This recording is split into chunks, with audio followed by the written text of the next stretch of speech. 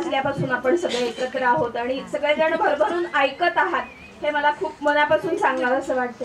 आणि जे ऐकलंय आपण ते फक्त काही इथं दृश्य स्वरूपात नाही, तर ते लिखित स्वरूपात आलेलं आहे.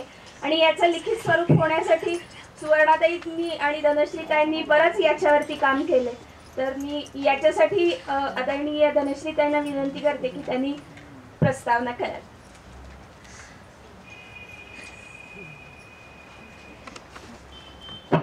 नमस्कार. इतक्या सुंदर कार्यक्रमानंतर काहीतरी वेगळा कार्यक्रम म्हटल्यानंतर मलाही जरा थोडं संकोचल्यासारखं होतं, पण काही गोष्टी सांगणं गरजेचं आहे. ज्या मुद्द्यांची उजळणी परत परत झाली आहे ते मुद्दे गाळून काही मुद्दे सांगण्याचा प्रयत्न करते. या संस्थेमध्ये आल्यानंतर म्हणजे मला आज एक वेगळं समाधान असं आहे, माझ्या आईला असं वाटायचं की ज्ञानप्रबोधिनी शाळेमध्ये आपली मुलगी शिकावी, पण तळेगाव दाभाडेला राहून ते काही शक्य झालं नाही.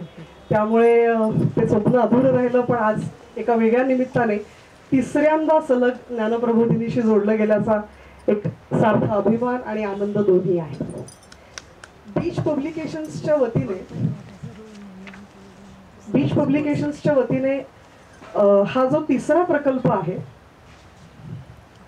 आतापर्यंत आता त्रिदशकपूर्तीचा जो आपण आता सगळा आढावा घेतला, हा सगळा आढावा सुवर्णाताईंनी अत्यंत खुमासदार शब्दामध्ये अतिशय उत्तम अशा भाषेमध्ये अर्थसखी या पुस्तकामध्ये मांडला आहे, ज्याचं 1 वर्षापूर्वी आपलं प्रकाशन आपल्या संस्थेच्या प्रांगणात झालं होतं.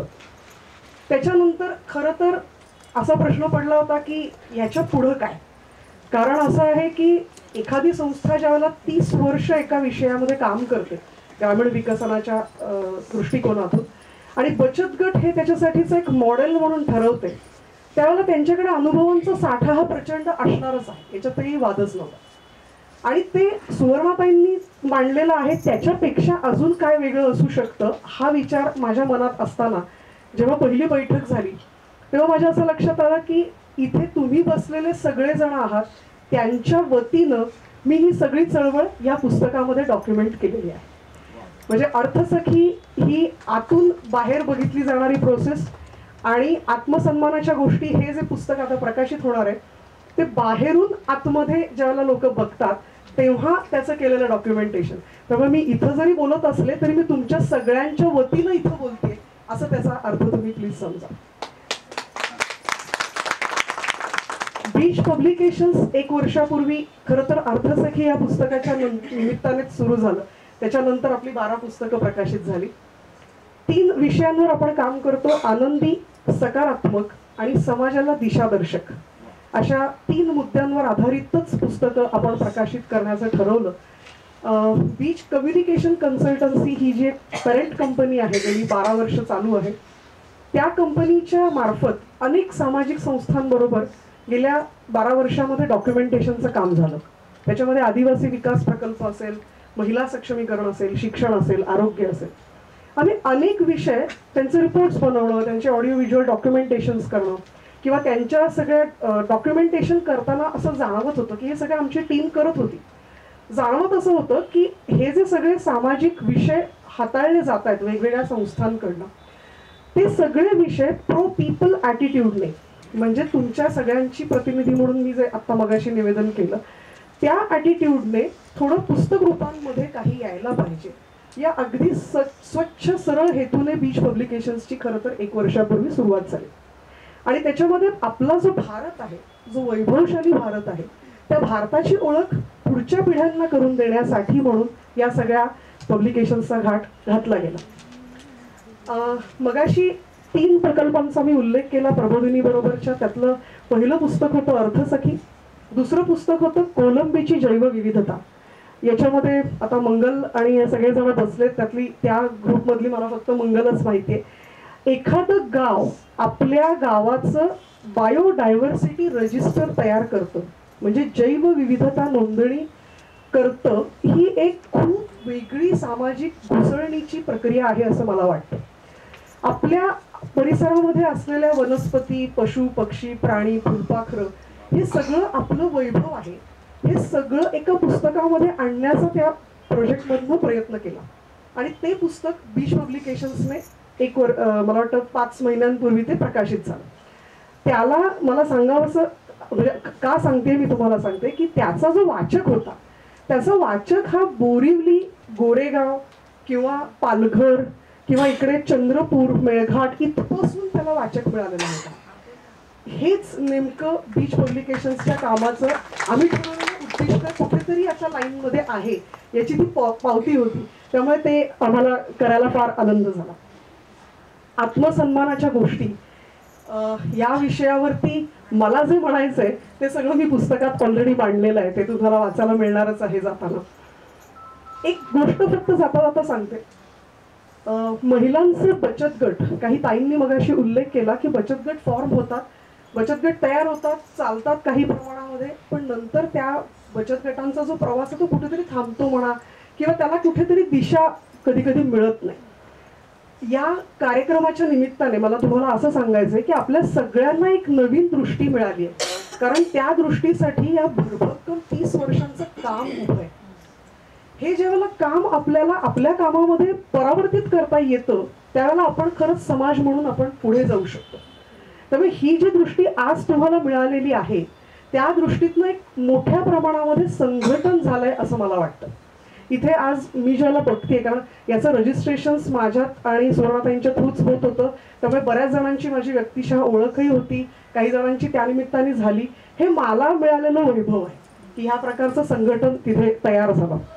आता आपलं सगळ्यांचं काम हे आहे की ह्यांनी जे 30 वर्ष केलेलं जे काम आहे ते रोल मॉडेल आपण अजून अधिकाधिक लोकांपर्यंत ते नेलं गेलं पाहिजे.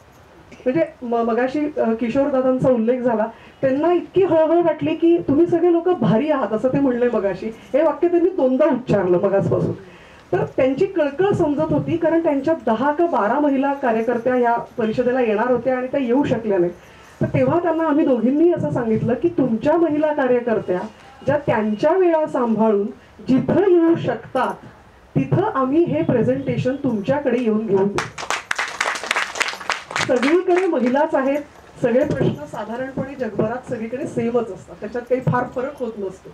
त्यामुळे या प्रकारचे कार्यक्रम हा पहिला कार्यक्रम आहे असं आपण मानूया. याच्यानंतर ह्याचा एक आपल्याला शतकांचा ह्याचं काहीतरी त्रिदशक वगैरे असं करायची संधी आपल्याला मिळो, अशा प्रकारची काहीतरी आपण इच्छा इथे व्यक्त करूया. लास्ट एक शेवटचा मुद्दा फक्त सांगते आणि माझं निवेदन थांबवते. आता जे पुस्तक मिळणार आहे त्याच्यामध्ये आत्मसन्मानाच्या गोष्टी असं नाव त्याला दिलेलं आहे. अगदी प्रामाणिकपणे माझं साधारण स्वरूप प्रामाणिकच निवेदन करण्याचं असतं. मी ज्यावेळेला इथे पहिल्या खुर्चीत बसून ज्यावेळेला ऐकत होते, याच्या अगोदरच्या व्हिज्युअल डॉक्युमेंटेशन्स सगळी जी झाली, ज्या महिलांचा आता आपण व्हिडिओ क्लिपिंग्स ऐकली, त्या दिवशी पूर्ण वेळ मी हजर होते. असं माझ्या लक्षात आलं इथे बसल्यानंतर की ह्यातल्या अनेक गोष्टी ज्या इथे बोलल्या गेल्या आणि तिथे वाजल्या नाहीत त्या मला स्वतःला नव्याने कळल्या. त्यामुळे आता याचं पुढचं पाऊल आम्ही बीच पब्लिकेशन्स म्हणून असं ठरवलंय की ही जी आता तुमच्या समोर येणारी जी पुस्तिका आहे, जी आता प्रकाशित होणार आहे, त्याला पुस्तक न म्हणता त्याला पुस्तिका म्हणूया. ती छोटी आहे आणि त्याला 8 मार्च महिला दिनाच्या निमित्ताने किंवा त्याच्या आगेमागे कुठेतरी याच्यात आजच्या अनुभवांची भर घालून एक स्वतंत्र नवीन पुस्तक आपण यासाठी करणार आहोत. या सगळ्या संघटनाच्या निमित्ताने आपण सगळेजण एकत्र आलो. अगदी साताऱ्यापासून सायलीताई साताऱ्याहून आलेल्या आहेत, स्वातीताई तळेगाव दाभाडेहून आलेले आहेत, किशोरताई दादा येऊन आलेले आहेत. सगळ्यांचं हे संघटन होऊन फार आनंद वाटतोय. या प्रकारचे कार्यक्रम आम्हाला करण्याची इच्छा आहे. आम्हाला जरूर संपर्क करा. सगळ्यांकडे आमचे व्हॉट्सअप मोबाईल नंबर सगळे आहेत. त्यामुळे आम्ही तुमच्या प्रतिसादाची आता वाट बघतो. धन्यवाद.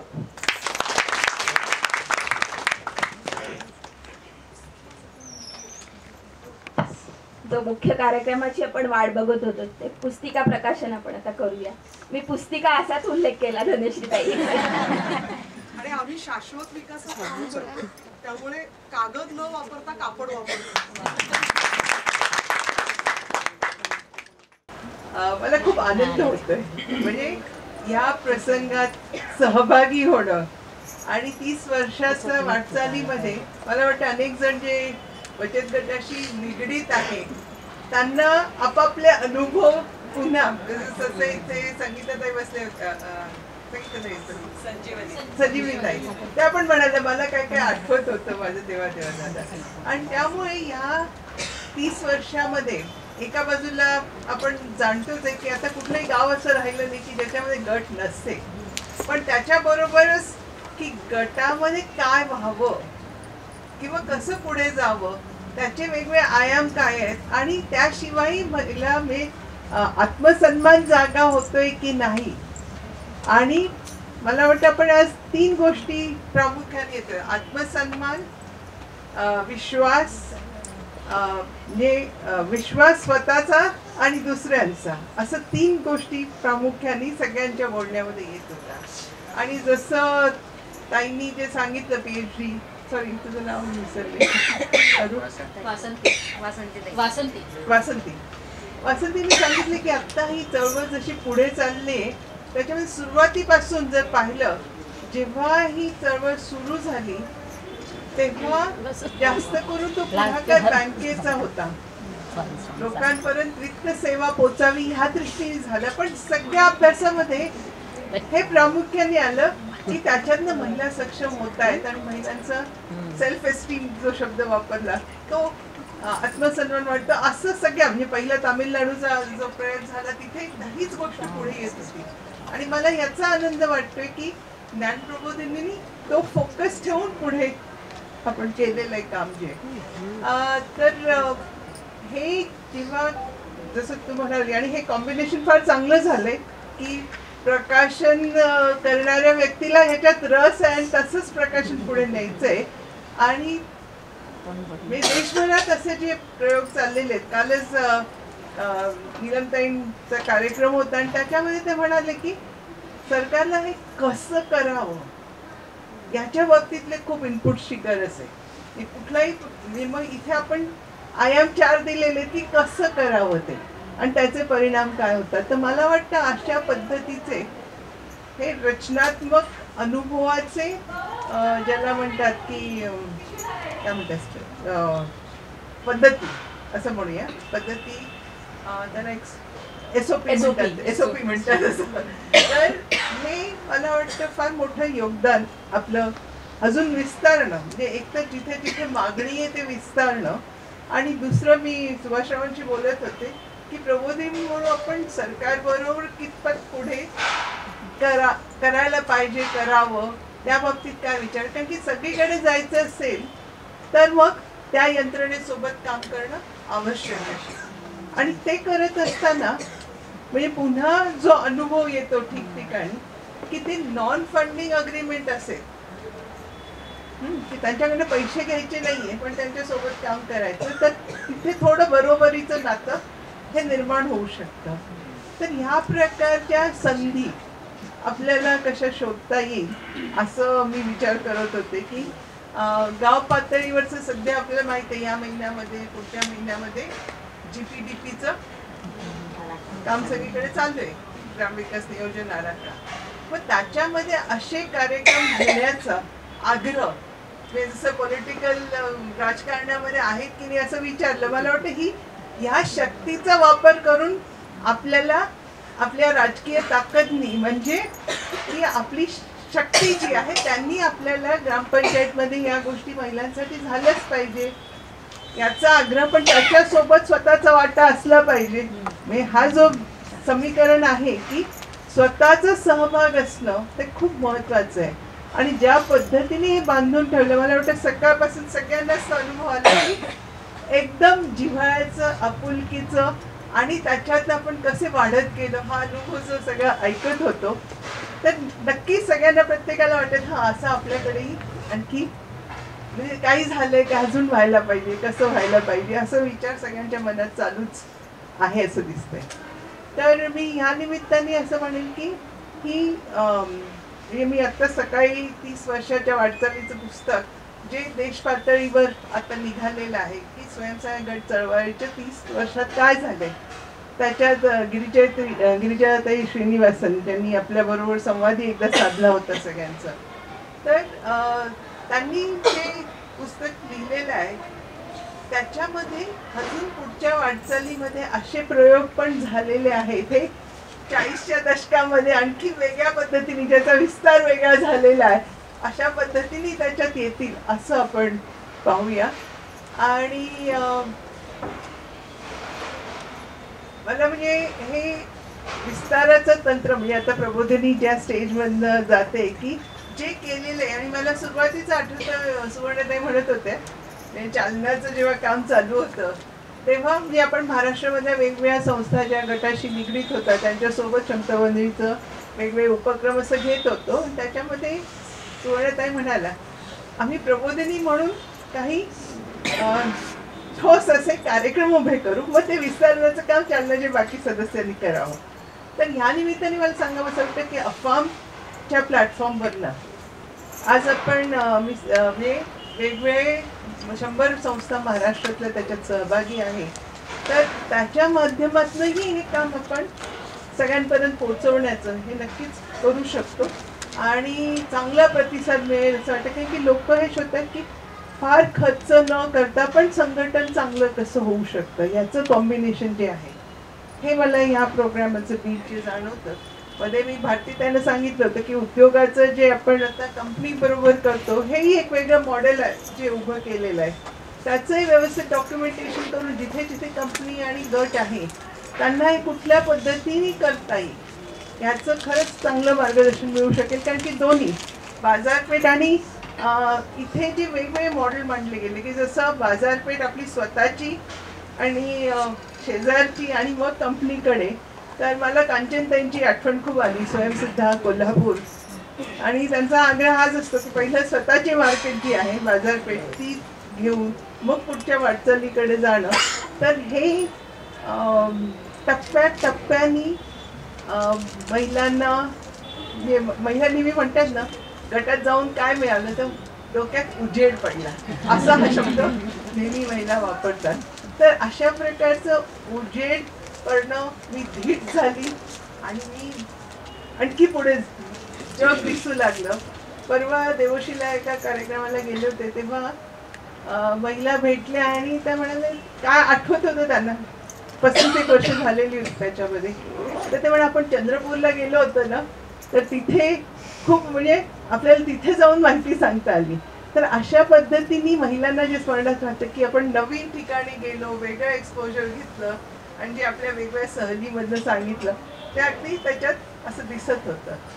आणि मेळावे च्या बाबतीत विचार केला तर बऱ्याचदा मेळावे म्हटले तर मोठे राजकीय मेळावे असं लोकांना जास्त सवय आहे.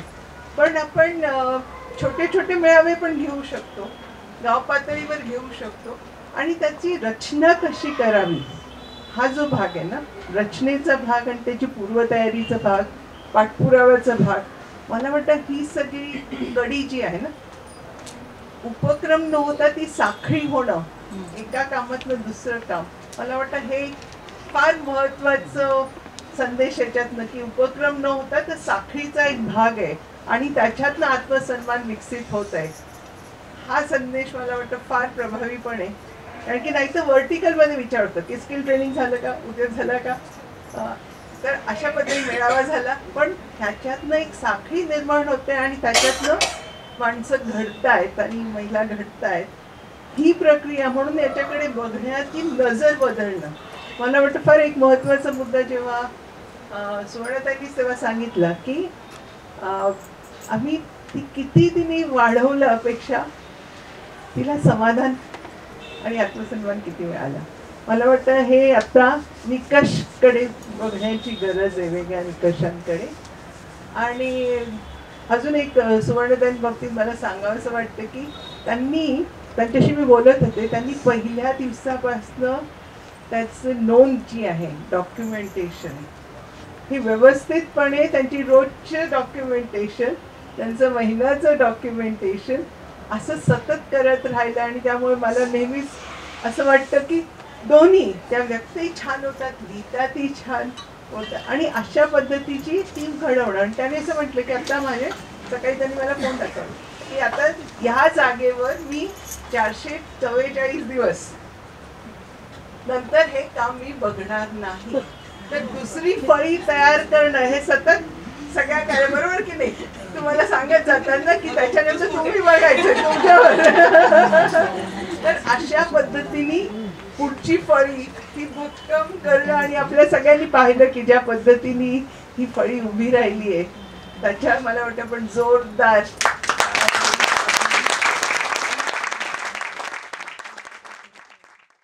थोडक्यात समारोप करा असं मला सांगण्यात आलेलं आहे.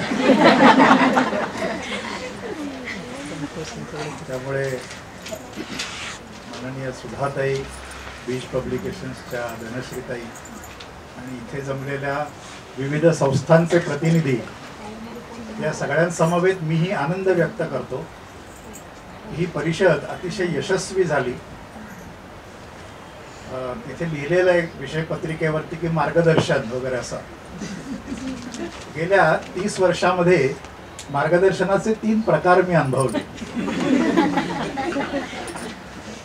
पहिल्या 10 वर्षांमध्ये मला असं वाटायचं मी खरोखरच मार्गदर्शन करतोय म्हणून, पण ऐकायच्या सगळ्या जणी की हा तुम्ही मला सांगितलं महत्वाचं त्यामुळे आम्ही अमुक केला वगैरे. मधली जी 10 वर्ष होती त्यातल्या मार्गदर्शनच्या वेळेला ते ऐकतायत असा माझा संशय होता. आणि अलीकडची जी 10 वर्ष आहेत त्यात आता थांबवलं तरी चालेल मार्गदर्शन अशी परिस्थिती होती. इतका हा आत्मसन्मान या सगळ्या गटाचा वाढलेला.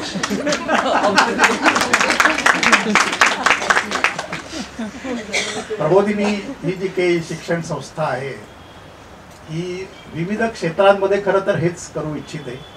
मग ते शालेय विद्यार्थी असोत, महाविद्यालयीन असोत, समाजातली वेगवेगळी क्षेत्र असोत, त्या शेतकऱ्यांपासून ते प्राध्यापकांपर्यंत आणि शासकीय नोकरांपासून ते ग्रामीण महिलेपर्यंत माणसाला माणूस म्हणून उभं करा आणि मग तो त्याची वाटचाल चालायला लागेल असं जे काही स्वामी विवेकानंदांनी म्हटलं त्याचं काही प्रयोग म्हणजे ज्ञानप्रबोधिनी असा आहे. तर ग्रामीण म्हणजे स्त्री शक्ती प्रबोधन, आता प्रबोधिनीचे 2 हे आहेत की स्त्री शक्ती प्रबोधन शहरी आणि स्त्री शक्ती प्रबोधन ग्रामीण असं. तर शहरीचे सुद्धा पुष्कळ आयाम आहेत. त्यांच्याही आत्मसन्मानाच्या गोष्टी कधीतरी ऐकायला आपण जमूया आणि त्यांचेही रौप्य महोत्सव चालू आहे सध्या.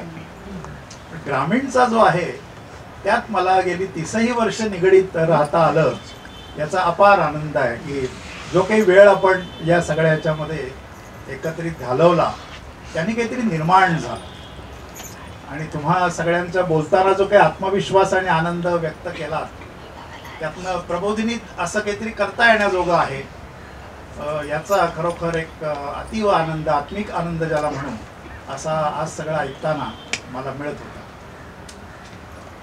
ही जी काही आत्मसन्मानाची प्रक्रिया आहे ही त्या अर्थाने थोडीशी काळाच्या किंवा प्रवाहाच्या विरुद्ध पोहण्याची गोष्ट आहे.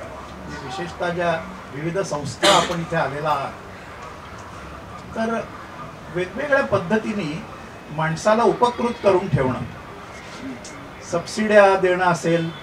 मी आता राजकारणाचा विषय काढत नाही कारण लाडकेपणा बराच झालेला आहे त्याच्यामुळे, पण माणसाला स्वतःच्या पायावर उभं करणं या प्रक्रियेचं महत्व हे आता दैनंदिन जीवनातनं बाद होत चाललेलं आहे. नोकरीचा विषय असेल, आरक्षणांचा विषय असेल, या सगळ्यातनं माणसं ही मुठभर लोकांच्या वरती अवलंबित कशी राहतील असा खटाटोप तो आज राजकारणाचा आणि समाजकारणाचा पाया झालेला आहे. तर त्या प्रवाहाच्या विरुद्ध माणसाला स्वतःच्या पायावर स्वावलंबी करणं आणि सासूशी बरोबरीच्या नात्याने बोलतायत आज सुना हे जे काही आहे. आणि आता मुली त्यांच्याही पुढे गेलेल्या आहेत. यांच्या मुली त्या आता कोणी इंजिनियर झाले आहेत, कोणी डॉक्टर झाले आहेत, कोणी दंतवैद्य झाले आहेत आणि पुढे गेलेले आहेत. तर हा जो प्रवास आहे हा खरा तर शिक्षणाचा भाग आहे आणि हे जीवन आयुष्य जीवन सार्थकी होण्याची ही सगळी प्रक्रिया आहे आणि ती प्रबोधिनीत ही करायला मिळते, शिकायला मिळते. तिचे आपण सगळेजण भाग आहात. वेल्हे तालुका हा पुणे जिल्ह्यातला सगळ्यात मागासलेला असा 13वा तालुका म्हणून गणला जातो. म्हणजे तोरण्याचं आणि राजगडाचं नाव आपण घेतो, इतिहास सगळा सांगतो, पण तिथलं जे भौतिक जीवन आहे ते अतिशय हालाखीचं आणि फक्त भातशेतीवरती काहीतरी अवलंबून असलेलं, घरं नीट झालेली नाहीत, घरात रोखीचा पैसा येत नाही, तरुण पिढी ही मुंबईला पूर्वी कापड गिरण्यांमध्ये, आता ही काहीतरी उसाच्या गुऱ्हाळांवरती वगैरे अशी कामाला पांगलेली, आणि त्यामुळे खेड्यामध्ये फक्त म्हातारी माणसं शिल्लक आहेत.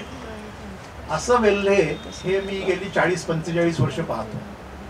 पण त्या तुलनेमध्ये आता कर्तृत्ववान स्त्रिया त्या गावातनं या अशा येतात आणि दुसऱ्या गावांमध्ये जाऊन मेळावे घेत आहेत. दुसऱ्या गावांमध्ये करोनाला धैर्याने तोंड द्या आणि त्यावेळेला कशा कशा आचरण तुमचं असलं पाहिजे हे जीभ फिरवून तिथे प्रशिक्षण करता आहेत. ही मोठी एक आश्वासक गोष्ट मला वाटते की विकास म्हणजे काय, ग्रामीण विकास म्हणजे काय, तो कुणाच्या मार्फत झाला पाहिजे, कुणाच्या द्वारे झाला पाहिजे, याची अनेक उत्तरं या सगळ्या 30 वर्षामध्ये प्रबोधिनीला मिळाली आहेत असं मी म्हणेन. आणि एखादी संस्था जेव्हा, म्हणजे मला 15-20 वर्षापूर्वीचे संवाद आठवत आहेत की आम्ही जेव्हा पाण्याच्या क्षेत्रामध्ये, पाणलोट क्षेत्राचं वगैरे काम करायचो तेव्हा अशी परिभाषा वापरायचो की आमची 10 गावं, आणि मग दुसरी संस्था एखादी आली की तुम्ही त्यात नाही यायचं ना, ही आमची 10 गावं आहेत, आणि त्यामुळे त्या गावाच्या विकासाचं श्रेय हे आमच्या संस्थेला मिळालं पाहिजे यासाठी 2 संस्था एकमेकात स्पर्धा करायची आणि ती गावं त्या दोन्ही संस्थांना पराभूत करायची.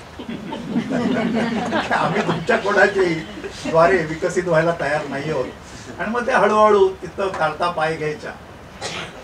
प्रबोधिनींनी सुरुवातीपासून जर ठरवलं की हे आमचं तुमचं हा खेळ सोडून द्या आणि गावातले लोक जेव्हा उभे राहतील तेव्हाच खरं त्या गावाचा आणि त्यांचा स्वतःचा विकास होईल आणि त्या प्रक्रियेला आपण हातभार लावायचा. आपण त्याला कारणीभूत होणार आहोत, निमित्त मात्र होणार आहोत, हा जो काही दृष्टिकोन आहे सामाजिक कामातला तो इथे पणाला लागला आणि तो यशस्वी होतोय असं लक्षात आलं. आणि त्यामुळे आमच्या गावात मी प्रबोधिनी हे वाक्य जेव्हा महिलांनी उच्चारलं तेव्हा म्हटलं ठीक आहे, आपण निवृत्त व्हायला हरकत नाही. इथे या प्रक्रियेमधनं जेव्हा महिलांना असं वाटतं की मी माझ्या कुटुंबाला तर उत्तमरित्या सन्मानाने जगायला लावीनच आणि मी सगळ्या समाजासाठी काम करीन, माझ्या गावासाठी काम करीन, माझ्या खोऱ्यासाठी काम करीन. खूप अवघड आहे हे, म्हणजे स्वतःच्या पलीकडे जाऊन इतरांचा विचार करणं. नाहीतर सार्वजनिक सोयी ह्या माझ्याकडे कशा प्राधान्याने येतील, मला जवार विहीर केव्हा मिळेल, मला ते रेशनवरचं धान्य एलिजिबल नसताना फुकटात कसं मिळेल, मला अमुक फुकटात कसं मिळेल, या चढाओढीमध्ये मी इतरांसाठी काहीतरी करीन ही भावना रुजवणं, ही प्रक्रिया या सगळ्या 30 वर्षामध्ये सुवर्णाताई आणि त्यांच्या सहकारी यांनी घडवलेली आहे. त्यामुळे हे खरोखरच आत्मसन्मानाची गोष्ट ही इसापनीती इतकी महत्वाची आहे.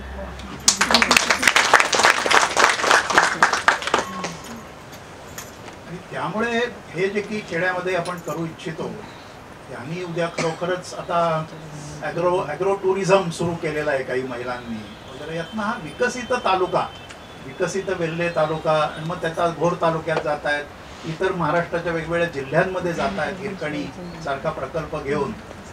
असं केलं तर खरोखरच ही प्रक्रिया ही नक्की वाढू शकेल. आदरणीय सुधाताईंनी सुचवलं की शासनाच्या वेगवेगळ्या कार्यक्रमांमध्ये यातली काही प्रमेय ही जर समाविष्ट झाली तर त्याचा विस्तार हा महाराष्ट्रभर आणि यथाकाल देशभर सुद्धा हा होऊ शकेल. आत्मनिर्भर भारत, विकसित भारत अशा सगळ्या परिभाषेत आपण राष्ट्रीय स्तरावरती बोलतो. त्याची छोटी छोटी प्रात्यक्षिक आपल्याला करून दाखवायला पाहिजेत आणि ते हे एक प्रात्यक्षिक या सगळ्या गुंजवणी नदीच्या खोऱ्यामध्ये 30 वर्ष झालं, शिवगंगा आणि गुंजवणी या दोन्ही खोऱ्यांमध्ये हे प्रात्यक्षिक चालू आहे. आणि त्यातनं आज कार्यकर्त्या घडल्यात की ज्यांना आता येत्या काही वर्षांमध्ये पुढे हे सगळं आणखी वाढवायचं आहे. त्या विस्ताराच्या दूत आहेत आज, त्या वेगवेगळ्या गावांमध्ये जाऊन ही प्रक्रिया करतात. आणि त्यामुळे मोकळेपणाने त्यांनी तुम्हाला सांगितलं बोलवा ना तुमच्या संस्थेमध्ये, आम्ही हे सगळं सांगू कसं केलं ते. आणि त्यामुळे मग आपल्याला आमंत्रित आज केलेलं आहे की या 30 वर्षाच्या पूर्तीच्या निमित्ताने वेगवेगळ्या संस्थांशी हे हितगुज करूया की अरे हे असं शक्य आहे, हे करता येतं, अडचणी येणार, काही वेळेला विरोध होणार, हे सगळं होऊन तो ओलांडायचा कसा, काहींनी ओलांडलेला आहे त्यांच्याकडनं ते ऐकूया असं म्हणून आजचा कार्यक्रम हा योजलेला होता. खूप चांगली योजना झाली, त्याच्यात विविधता होती. हे 4 कार्यक्रम हे त्यातले काही कार्यक्रम आहेत. ते आणखीन 10 कार्यक्रम त्यांनी केलेले गेल्या 30 वर्षामध्ये वेगवेगळ्या पद्धतीने. आणि मग ते एक साधन आहे. बचत गट हे सुद्धा एक साधन आहे. ते सगळे हिशेब गावाला वाचून दाखवा अशी प्रथा जेव्हा आम्ही सुरू केली तेव्हा सुरुवातीला सगळ्या दचकल्या होत्या की असं कसं काय, कोण काय म्हणेल. म्हणलं तुम्ही मोकळेपणाने ते सगळं सांगा, काय होते बघूया आपण. आणि जे आपली शिस्त पाळणार नाहीत, प्रबोधिनी पण जे पाळणार नाहीत त्यांना डिरेकग्नाइज करा, असं मी त्यात सूत्र सांगितलं होतं की हे प्रबोधिनीचे बचत गट नाहीत, कारण हे हिशेब नीट ठेवत नाहीत, हे स्पष्टता किंवा त्याच्यामध्ये पारदर्शकता ठेवत नाहीत. असे काही गट आम्ही ते डिरेकग्नाइज केले, प्रबोधिनीचे नाही म्हणून त्यांची पुस्तकं काढून रद्द केली. आणि त्यामुळे आपण जर आपल्या सिद्धांतावर दृष्टिकोनांवर भूमिकांवर जर ठाम राहिलो तर आपल्याला ज्या प्रकारचं काम समाजामध्ये उमटायला पाहिजे ते आपण उमटवू शकतो, असा एक आत्मविश्वास या सगळ्या 30 वर्षांमध्ये प्रबोधिनीच्या या विभागाने मिळवला असं मी जरूर म्हणेन. हे सगळं पुस्तकं रूपाने आणण्याचा पुढाकार धनश्रीताईंनी विजय पब्लिकेशनने घेतला, त्याबद्दल त्यांना मी मनपूर्वक धन्यवाद देतो. आणि त्यांनी जसं सुचवलं की त्यात भर घालून आणखीन त्याला आपण पुस्तक रूप मोठं देऊया, पुस्तिकेला पुस्तकात रूपांतर करूया, त्याबद्दलही त्यांना शुभेच्छा देतो.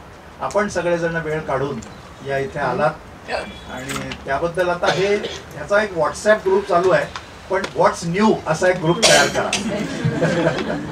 आणि त्यामुळे तुमच्याकडेही काय नवीन हे एकमेकांकडनं ऐकायला या ग्रुपमध्ये आपण नेहमीच उत्सुक असू. या सगळ्याच्या ज्येष्ठ मार्गदर्शिका आदरणीय सुधाताई आज इथे सुरुवातीपासून आल्या, त्याबद्दल त्यांनाही मनपूर्वक धन्यवाद देतो आणि आजची परिषद समाप्त झाली असं जाहीर करतो. धन्यवाद.